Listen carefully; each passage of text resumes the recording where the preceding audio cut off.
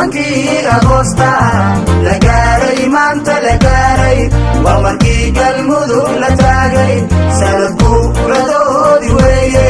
hambalyo shacabkii galmudug galmudug hambalyo shacabkii galmudug hambalyo shacabkii galmudug galmudug hambalyo shacabkii galmudug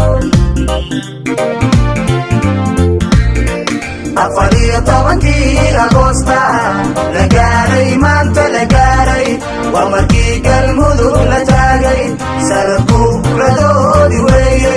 hambalyo shacabkii galmudug galmudug hambalyo shacabkii galmudug hambalyo shacabkii galmudug galmudug hambalyo shacabkii galmudug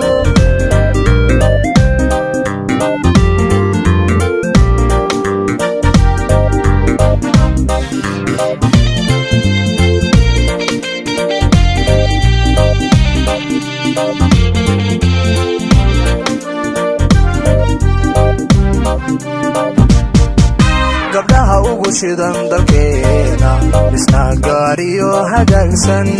oo aan weligood la gaarin galmudug waa lagu yaqaan